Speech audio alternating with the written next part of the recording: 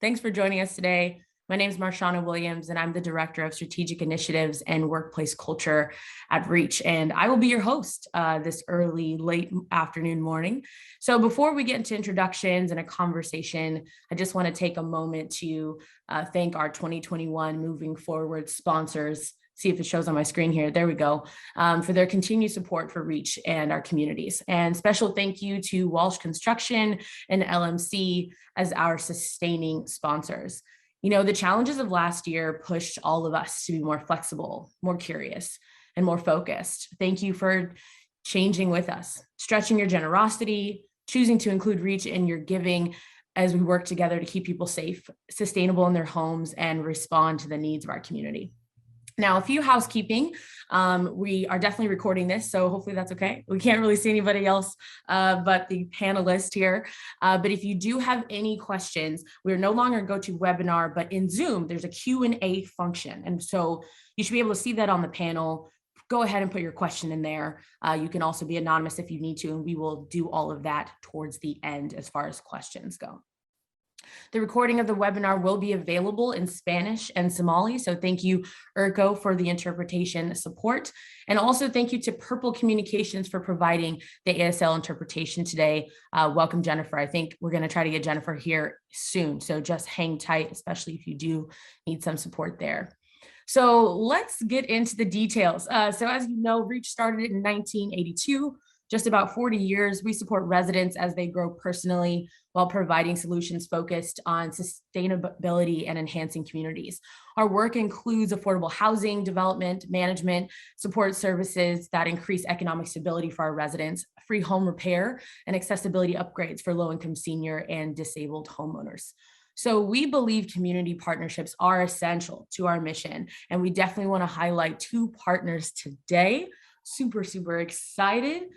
First partner I want to highlight is Vienna Star. Vienna Star is also a community development corporation and affordable housing with resident services focused on community-based healthcare, social services that are also focused on Latino and LGBTQ populations. Vienna Star is the resident service provider at REACH's newest development in Beaverton, the Marianne.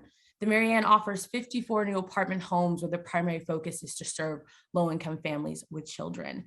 Now, REACH and Vienna Star have several partnerships in the pipeline. El Monica Station will bring an additional 81 affordable apartment homes in the city of Beaverton. And Vienna Star will be the resident service provider, and REACH will own and operate the community. But we also in partnership with Plaza Los Amigos, which will be owned and operated by Vienna Star. REACH will act as the developer on 113 apartments, homes in the city of Cornelius. So thank you so much, Vienna Star, and welcome. We'll get to introductions soon. Now, of course, our second partner, African Youth and Community Organization.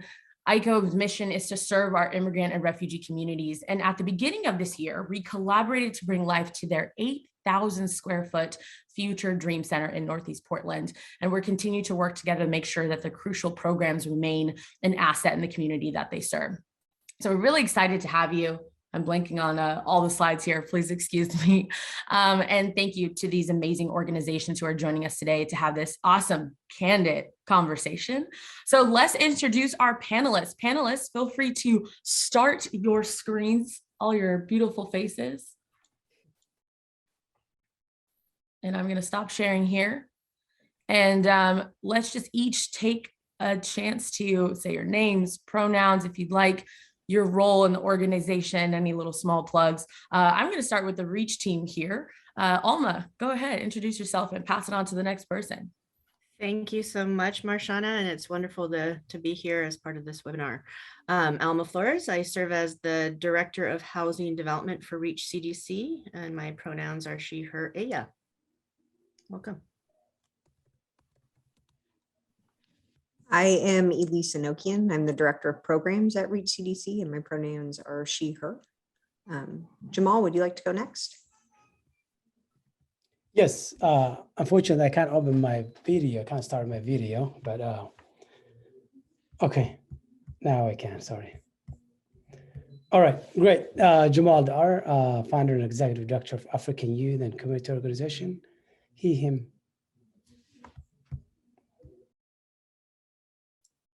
Nathan, you want to go next? Yeah. Buenas tardes, everybody. My name is Nathan Teskey, he, him pronouns. I'm the executive director of Vienna Star. I'll kick it over to Erica. Hello, buenos dias. Erika Calderon, Housing Director of Vienna Star. Pronouns are she, her, ella. Thanks, Reach, for having us. Yeah, thank you. This is so awesome and so exciting. Let me still trying to get my questions together. I have so many questions, but also feel free to ask questions of each other. This is really just, like I said, a candid conversation. So as we, talk about community development, right? We're all in the community development field. What does that mean to you? And what does that look like when it's done well? And why is CDC so crucial? And I want to get this question to our partners first, to definitely kick us off with that one. So anyone want to start? Yeah, I can start. I think what it means to me is that to create a community that is resilient, a community that has a place they call home, and a place that is safe, and their children, their parents, their elders, the young, the people experiencing disability are feeling all welcome. That's what I would say. I do believe that creating that some sort of a back in society, it resonates the community vision and development where you create and have children and families that can last longer and be robust, face many challenges. But if you look at the other side of, that lack of foundation, lack of community center, the crimes will be increased. The displacement will be extremely hard. The challenge that we face, not only in community, but also society, is greater than what we can even imagine. And I think one of the reasons that we exist is that coming to these countries for, being through for the last 10, 20, or maybe 25 years, the community that we represent are bringing a different vision, a different, some sort of a background showing that resilience, living through the challenge, living through civil wars, living through refugee camp, and come in and calling this place as a home, the ultimate home, where they can, their children and themselves can thrive. Their background doesn't have to be any some sort of hate or discrimination or that kind of challenge, but then they definitely had a different traumatized in a civil war in society. So I think combining that experience and that talent package creates better and stronger community. Thank you. I can jump in too, Marshana, if you like.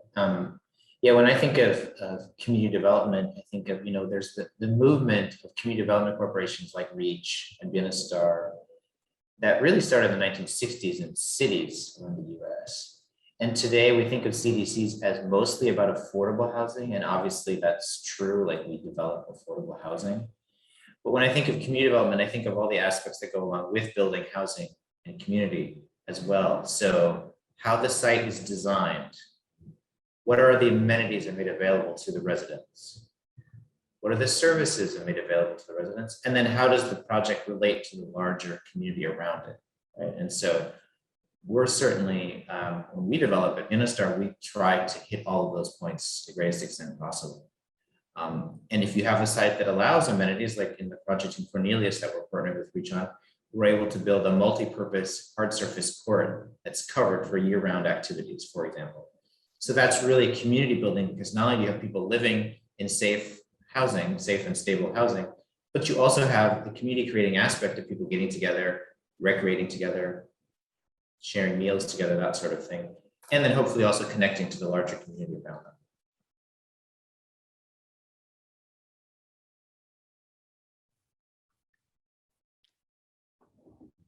If I could just add to all these wonderful discussions around community development, I think for the work that I have the pleasure of doing for REACH, community development is so integral to ensuring that we are focused on the people first, and have that lead us in the direction of where we need to go.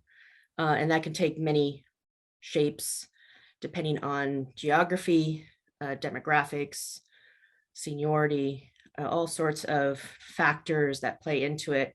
But for me, it's that meaningful engagement that helps inform future development and the neighborhoods and the community that are being developed out of a singular building, if you will, because it is creating community and it's going to be part of a neighborhood.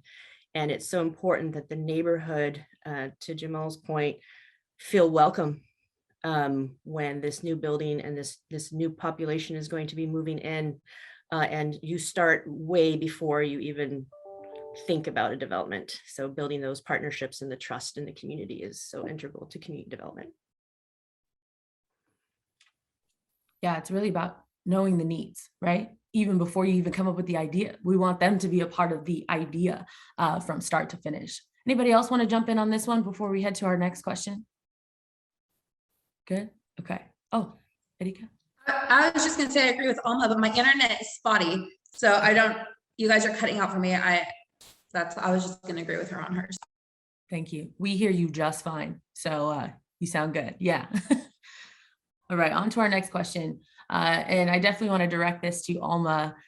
So how has REACH evolved our model in housing development? So the reason why I love this question is because it doesn't mean that REACH was doing things inappropriately before, or that it had a certain way that was wrong. My background in community development, and particularly around housing, community, and economic development, having been on the government side for over 20 years and really focused on nonprofit work, just most recently with REACH. A lot of what I bring to REACH and our future housing development is what I was trained to do and what I've done for 20 years in the government sector, in terms of really being intentional, like I said before, around community engagement, really wanting to understand what people need, to your point, Marshana, before. So really, I've just infused that type of thinking and energy into the work at REACH in future housing development, as I mentioned before, until we talk to people, until we know what sort of the issues are on the ground, because that really is the root of community development corporations. They're ground up organizations that are for the community, of the community. And that's really all I'm doing, is just wanting to partner with wonderful organizations like Vienna Star and AYCO, and really bring to light their needs, their community inputs, other inputs depending on the geography that we're going to be developing in, and really doing intentional work with a people-centered, I want to say even racial and social justice centered work, to really bring the voices that have been squelched for so many years, where, having been in government, I understand that it's easier for us to be the spokespeople or spokesperson for what the community needs, when really we're supposed to be listening to the community first, interpreting that, and applying and implementing into the work. So that's all we're doing these days with future REACH development. We're trying to pause. A lot of times we're forced to build fast, and we're forced to build communities without taking the time to step back and listen and learn and understand what people need before we start putting pen to paper for a design. So really all we're doing is taking the time for ourselves, understanding what the community needs, and then using that information. And when I say using, I don't mean that it's just a one-time, we're treating people as tokenized pieces of information. No, that's not what I mean. It's really that we're using that information and seeing how it applies. And later on when we're talking, I'll give some examples of what that looks like. And I know Vienna Star has wonderful examples too. But really it is just, we're trying to evolve in a people-centered way that gets to a development that makes sense for the community we're serving. We're not creating a cookie cutter approach. It's going to be tailored. There are different stakeholders, different communities that we're serving that we're just really infusing into the future development of a project. Yeah, go ahead.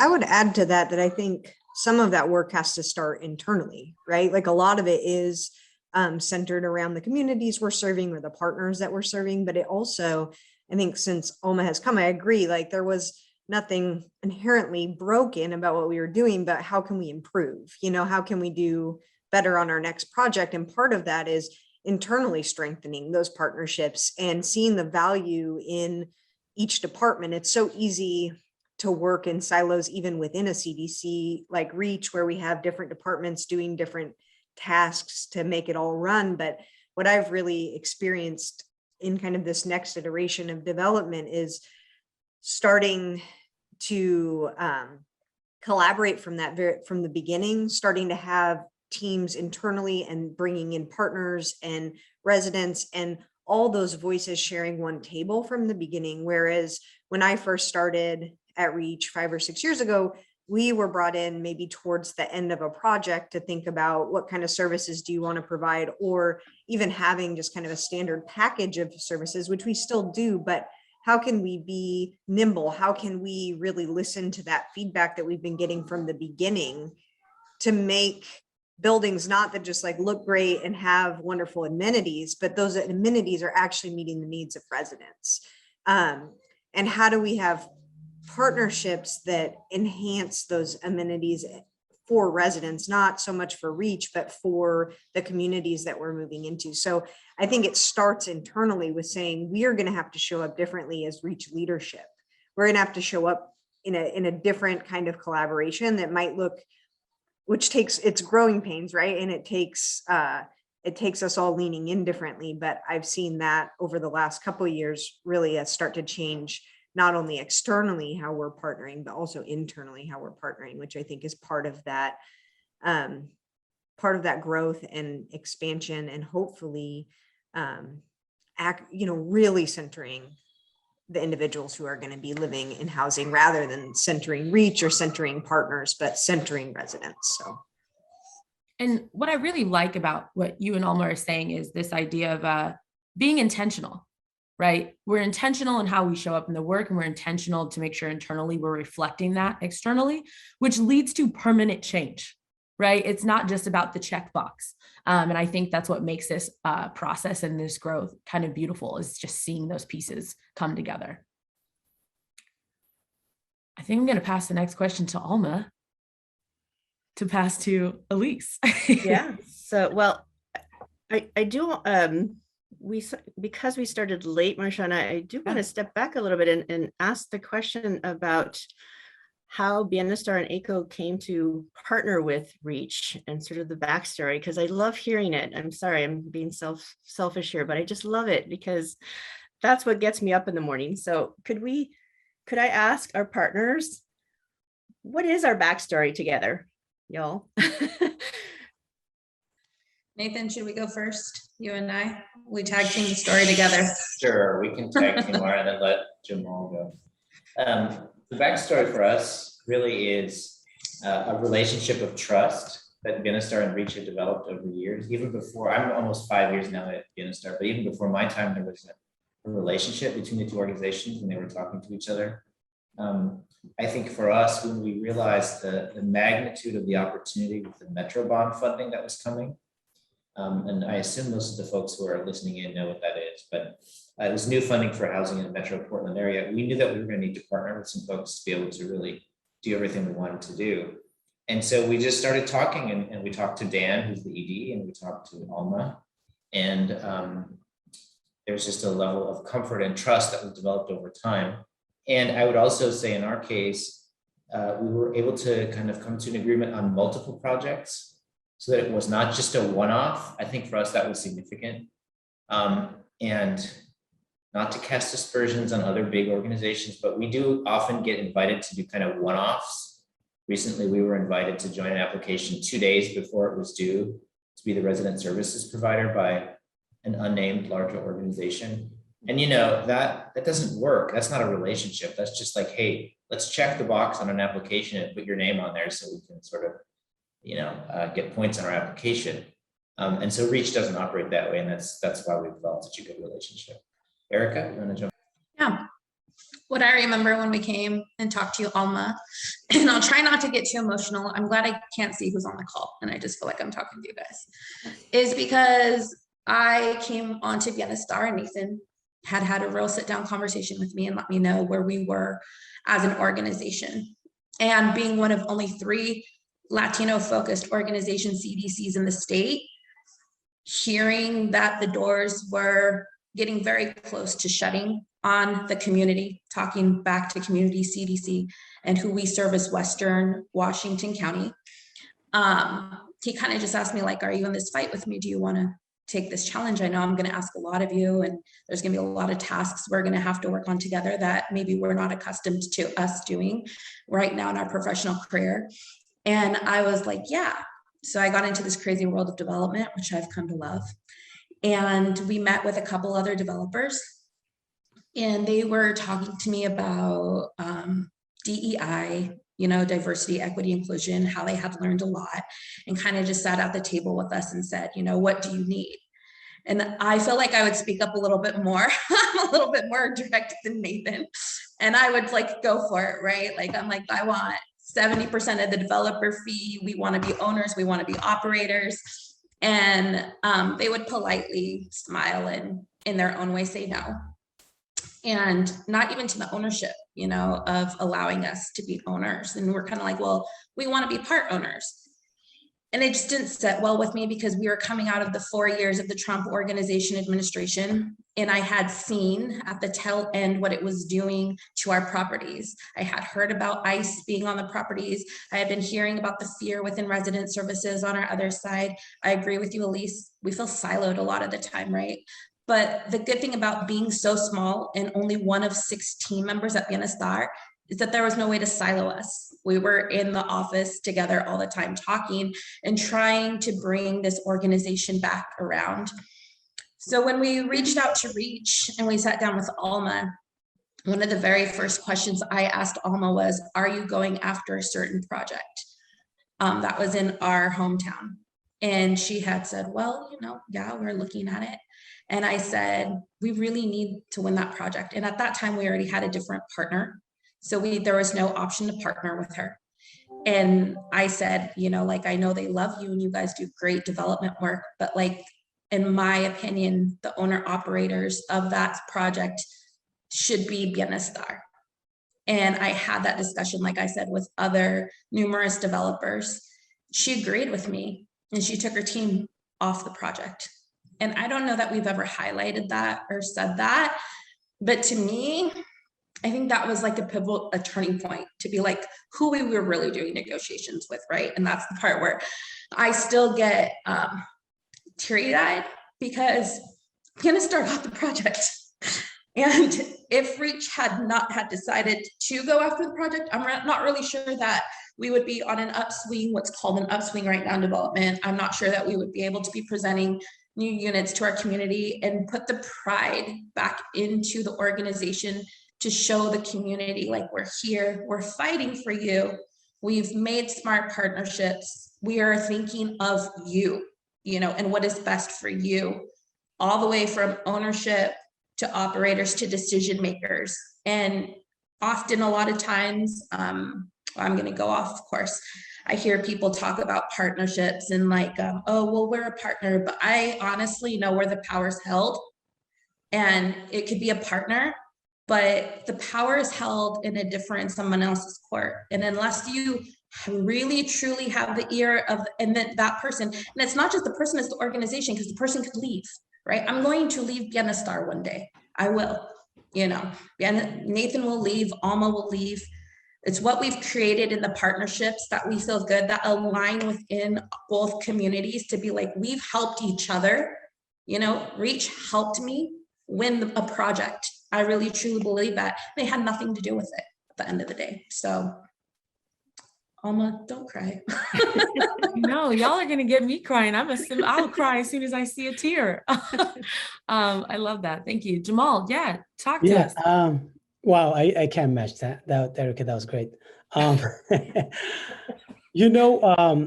want to start how we connected with Rich. Actually, it was January 21st where we were talking to other developers about the Dream Center vision 74 Glenson.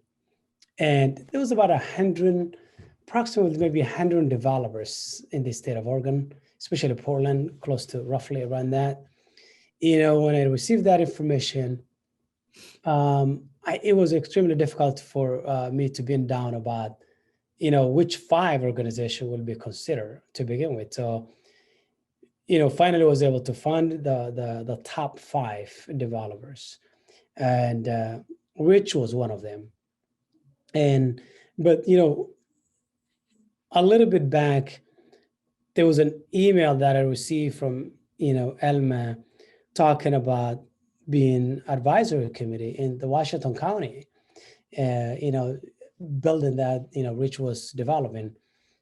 We've never seen any organization reaching us and saying it. We want your voice. We want your input. We want to listen to you. We want to build a unique housing that satisfy your needs, your community needs. And I thought that was very brave to, Element to reach us and said, can you give us your advice? And if every organization and developers are thinking about that, I think, a lot of organizations wouldn't even compete funding or whatever have you at that point. Everybody would be happy. So then the introduction was from Garu, worked for Sarah, and connected with me with Elma. That was only the housing development portion. And I had a few individuals who are, living through disabilities in our community that are homeless also. And it was an opportunity that I saw, maybe I have to talk to, Rich leadership, Elma, and start with Elma, and of course, talk to the rest of the team. But if they can help us, find a home for those individuals, and we start rolling the ball, and maybe she connected with me with her staff. I think Erica was the next person, and so on. So we knew a little bit each other, but we haven't had a strong relationship where we can trust one another. Then the process begins as far as MPOS and this development when it comes to the 74 and Glenson. And the package that we saw from the rest of the developers that we were working with for 6 months was more into naive. You wanted 3,000 square footage? Well, you got it. You don't have to pay anything. Oh, what about if you're in the back of the side of the 75th and in that street? No, we want to be visible in the front and glisten. I'm like, okay, am I asking anything?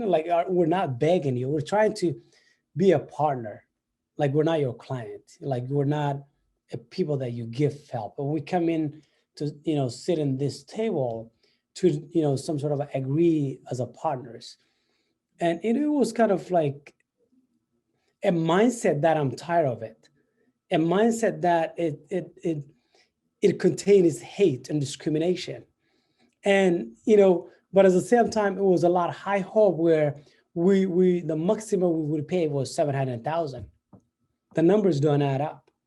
Okay, we want to build a 4 to 3 million property that we own first day. And you're telling us that you would help us even with 700,000 and you don't have to pay anything? You think we would own or would be a tenant? It was a fishy relationship. And as we go through the process, there was other organization developers reaching us at the same time, asking us about, because we are the resident, we are here still, to partner with us. So, Nathan mentioned about checking the box. A lot of them were checking the box. We were okay, well, what are you offering, right? The package that I heard from Dan and Elma was, first of all, a package that both the leaders and the organization were present, and they are right there meeting with us right away. Which CEO or executive director will meet with you, even pick up the phone and answer your phone? Literally, no one except Dan, right? We were talking last night, like we were talking this morning. I'm like, Dan, I want to go to sleep, right? Building that relationship kind of show us the purpose and why we're here today, right?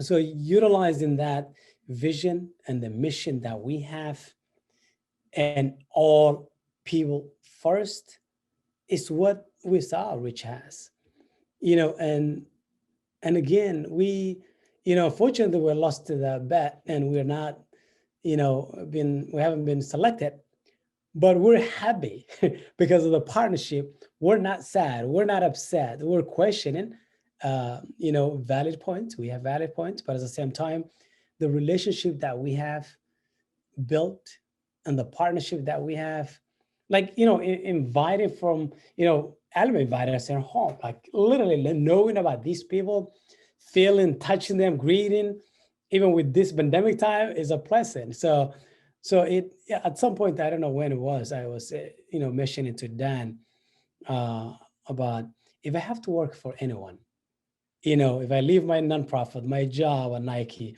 when I started Nike 23 years ago, I said, they said 50% discount. I say, sign me up. When I hear Rich and Alma and Dan, I'm like, sign me up. So I said, if I have to work anywhere, it would be Alma, right? So definitely we have a trust, and we have a purpose that we are working together. And this is just a beginning. Even the first one failed, we're going to fail, 10 times until we bounce it back 100 times more. So that's what I would say. Thank you, Jamal. That's great. Oh, Nathan, go ahead. Yeah, please. Real quick, if I could, Marsha. Yeah. Just to emphasize something Jamal said about box checking. If there are any funders, I don't know I can't see who's listening. If there are any funders from OHCS, Metro, Port PHB, Washington County, anyone else who funds housing projects, this box checking thing is a real thing that's happening in our industry. And the funders have to get smarter about sniffing out the real relationships and the kinds of relationships that Jamal was describing, where they want to put your name, a name of a community organization like AYCO or Vienna Star or somebody else on an application to score quote unquote equity points. It's bogus. And I'll just say, when we talk about DEI, we don't always talk about the inclusion part. And I think when you can tell when there's a real relationship is when the voices of the groups like Jamal's group are actually being included, not just their name on the application, but how can you tell their voices are actually being included? So I would even go one step, Nathan, not just inclusion, like we're here. I don't need to be included. I need to collaborate. Right. We need to collaborate. That's what you're asking to do, is a collaboration. Yeah, exactly. Yeah. But I'll just say, for any of the funders on the participating in this, you got to get smarter about how to, if you really care about this value, you got to get smarter about the way you fund projects. Yeah, absolutely. Thank you so much. So we're going into this roundtable section of this conversation, and this is an opportunity for you all to ask each other questions. We only have a few more minutes left, so let's see if we can get this in 10 minutes. We can open it up for questions. So this question goes to Elise. How does this approach to resident-centered development affect REACH? Where have we challenged our way of operating? You spoke to it a little bit earlier, but can you maybe shine a little more light on it? Yeah, absolutely. I think it's really changing the way that we think about, I think about the Mary Ann, right? And having Vienna Star doing resident services there and partnering, and it's just different. We have other properties where we have third party services, but I feel like we're already starting to see the participation, or like the collaboration. It isn't just a handoff, if that makes sense. It isn't like, here you go, here, do this thing. It's actually like, let's have a meeting after this with the Vienna Star and the REACH team, where we're going to sit down and talk about, like, how do we continue this relationship? What supports do you need? Sharing ideas. So that's one thing. I think on the other end, it's when we're developing the resident services plans, it was so hard to do in the past. It was like, who do you think might live in this building? And then Elise, make a plan. It's like, I don't know. I don't know what the plan is. Like, I have no clue who's even going to live in this housing, you know? And so the idea of actually having participation from potential residents at the beginning makes it possible for me to write a resident services plan that actually makes sense and is relevant. Like, obviously we can change that, but the idea that I'm not having to just pull out of thin air what I think as an individual might be great for this community that I don't know who they are, that has been just a game changer for me.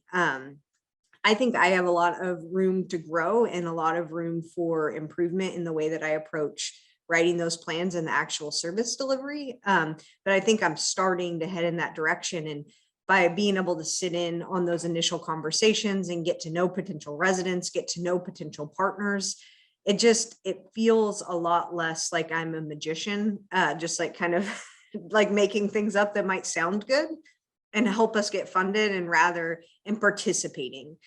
So I think that to me is the main part. And then also just thinking about what our goals are on site.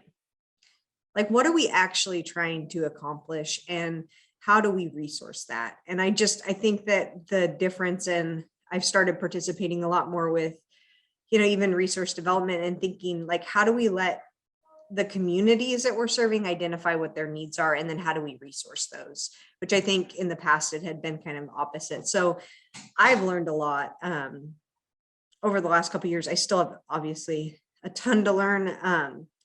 And I think also just me being able, and my team being able to lean on other leaders in the community is super helpful.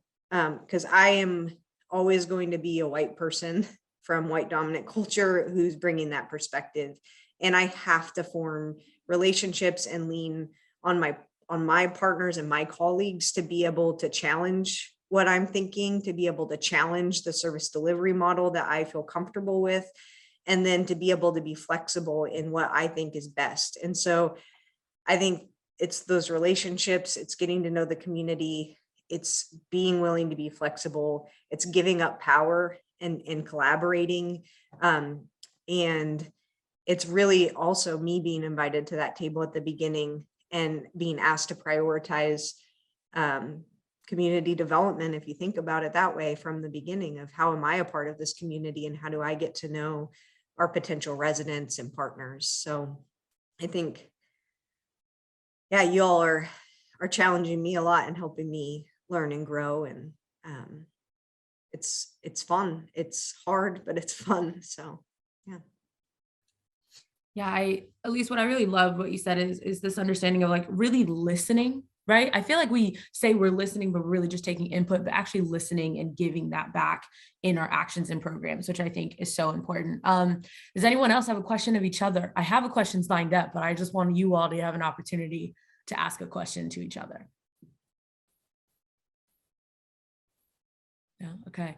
So the question is, what does partnership look like with us moving forward? What are we looking forward to as we just grow and change together?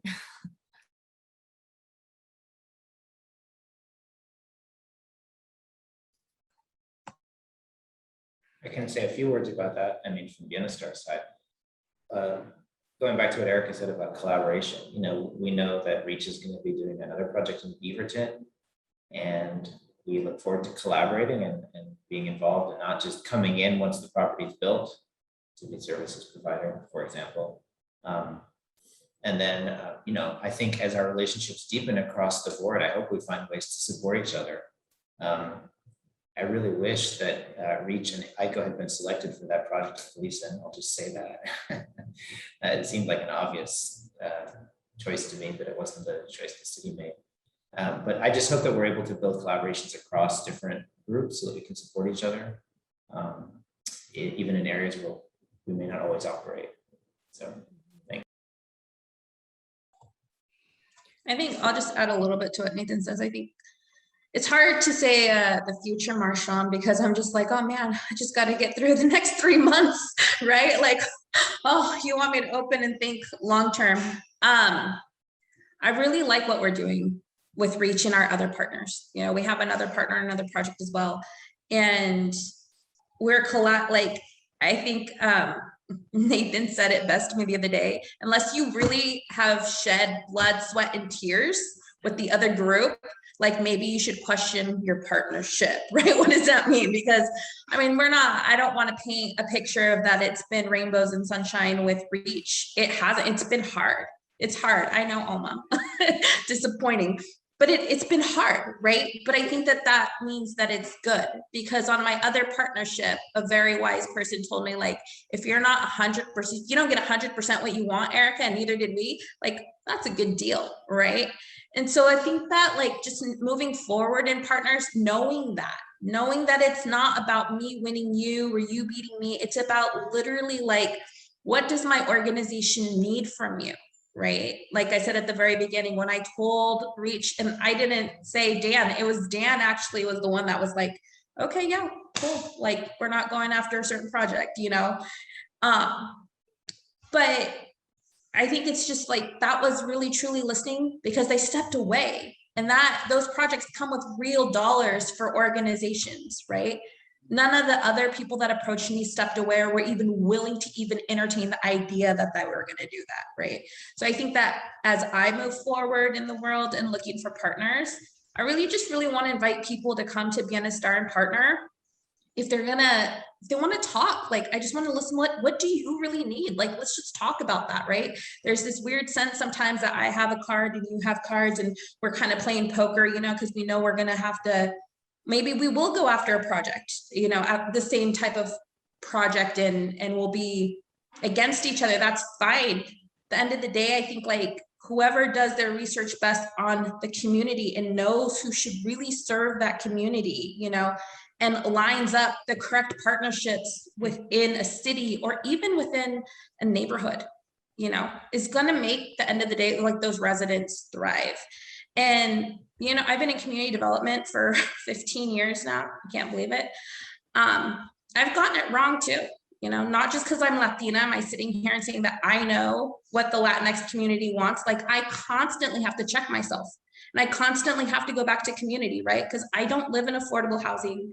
I've never lived in affordable housing, but yeah, I'm here helping build affordable housing. So I need to know whose shoulders I'm standing on, and I need to bring them to the table, which I try to do all the time. You can ask some of my other partners, you know, we actually constantly have to stop processes, because I have to, like, be like, oh wait, hold on, time out. Like, I need to check back with my team, or I need to check back with my residents, or I need to check back with our property management staff.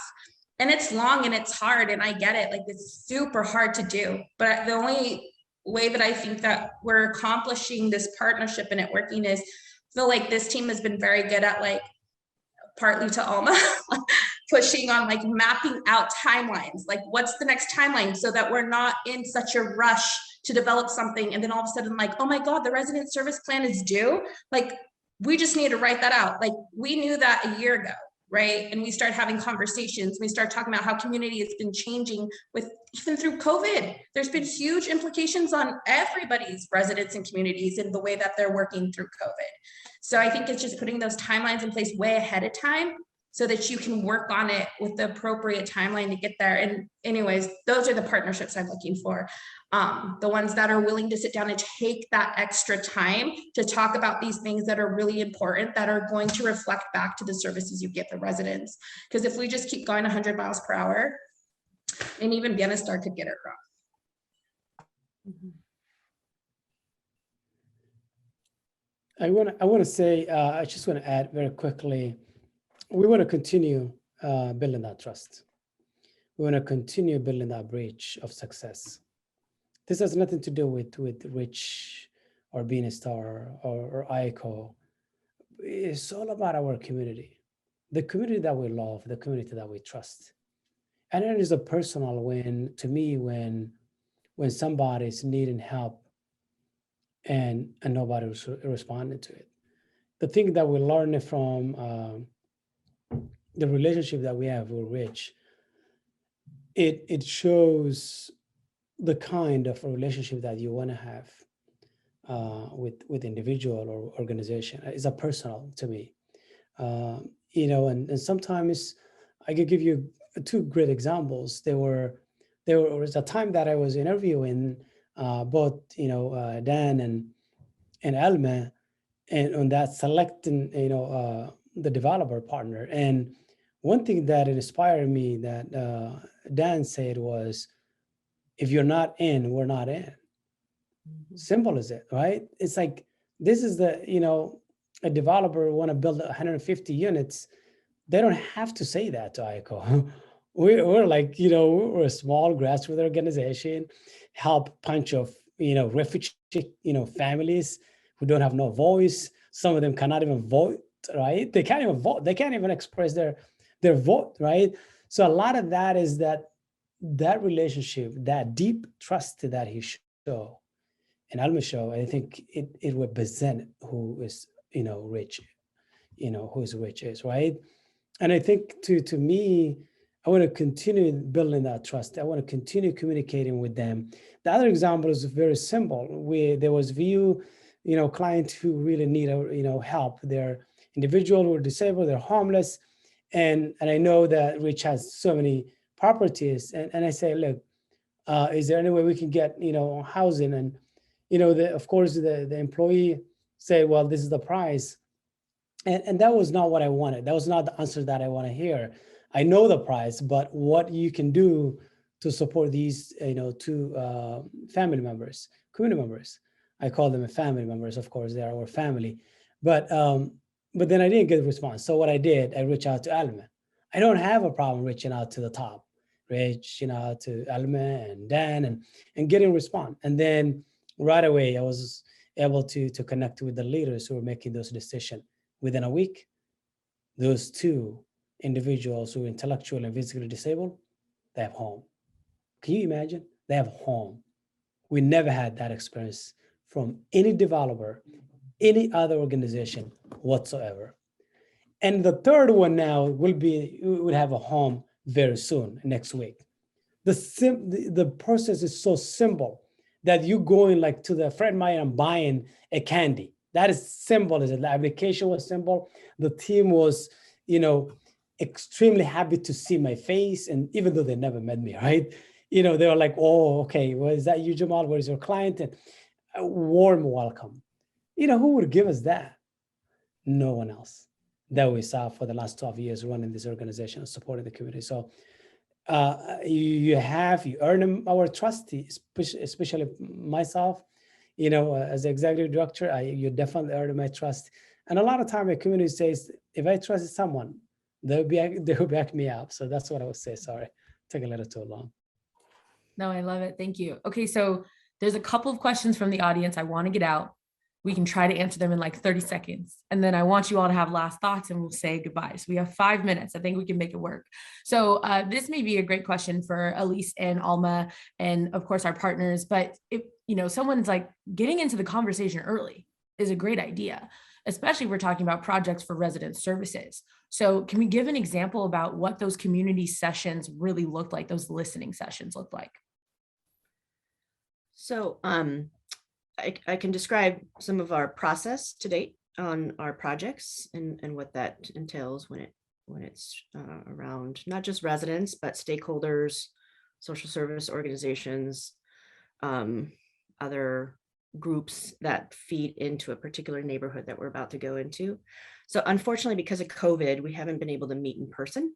So the alternative has been to do a set of focus groups with different demographic groups. For instance, we did a focus group in Spanish. We did another one in Korean and Vietnamese. And we've just tried, depending on where we're going, we try to meet the several language groups and organizations to help inform our development. We've also taken on a survey method to just really poll the community in terms of what their needs are, what they'd like to see in the development, what services, programs they'd like to see, and so forth. So the community listening sessions have been around focus groups and through a survey And then we have what are called project advisory committees that will start before our designers, our architects are really starting, you know, when we submit for proposals or we're developing a concept, it's really high level concept to submit. But really when we start to get toward schematic design and the end of the design, we have a project advisory committee, which I consider part of our community listening session because they're helping inform how we're evolving the design. And I want to just highlight one really important example. You know, when we heard from the community around this particular geography, you know, intergenerational housing was so important. There were a lot of immigrant refugee groups, culturally specific groups that wanted that opportunity.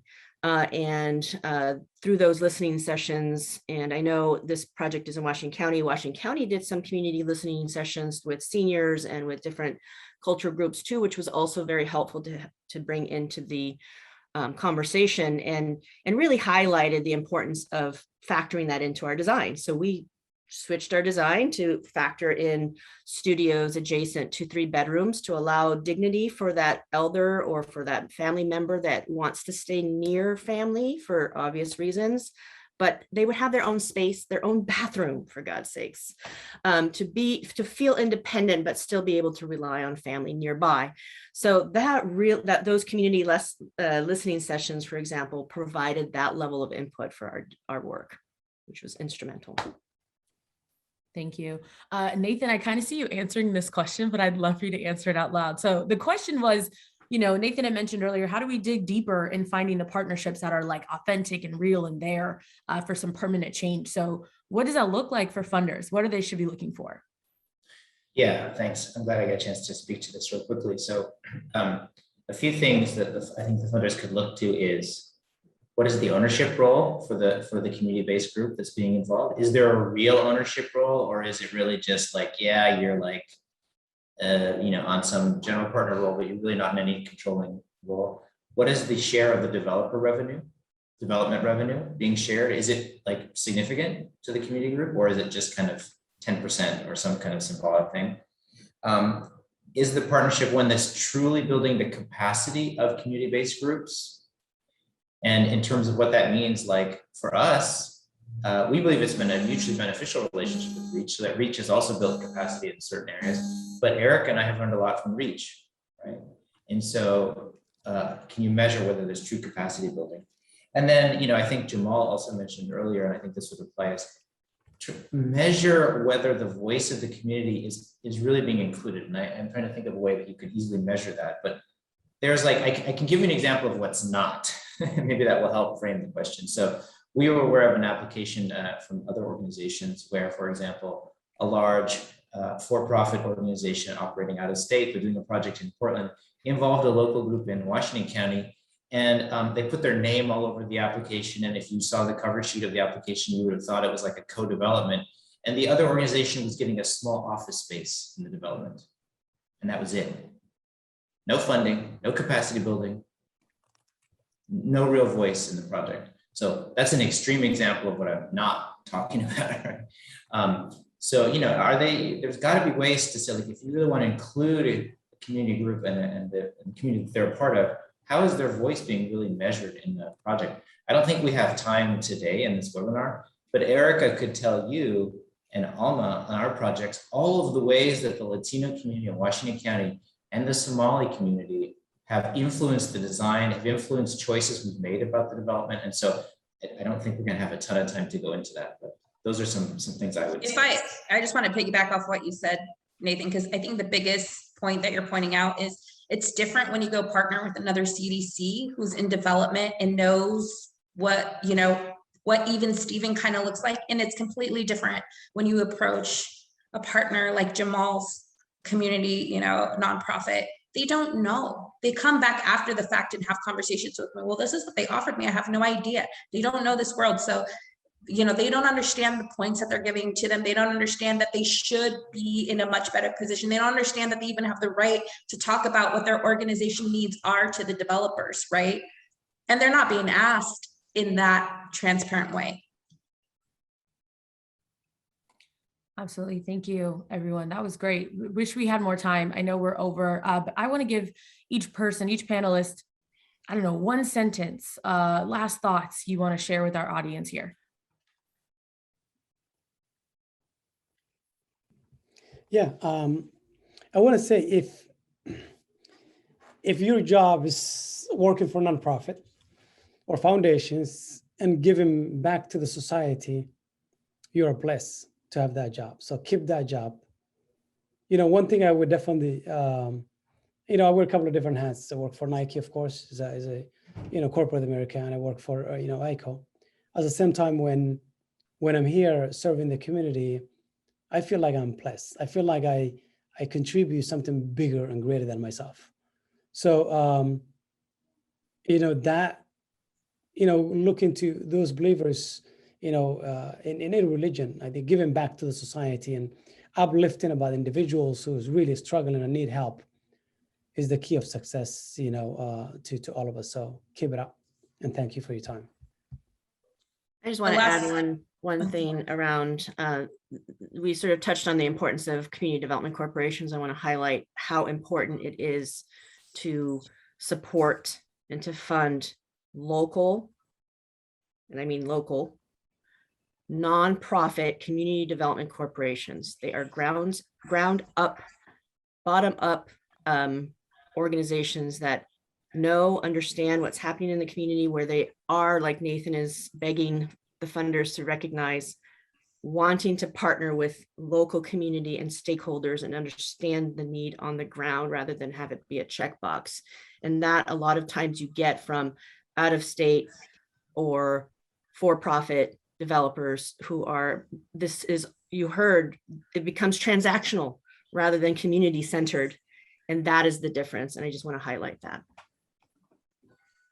I think the last thing I want to say to everybody is just the part that we didn't get to talk about, which is how Reach and Vienna Star also developed a partnership to try and help support more Latinos learn development by shadowing their developers and get into this world of development, because it's hard. It's really hard to break into, and since I've been in it, I don't see very many people of color at all, but I see people making decisions for them every single day.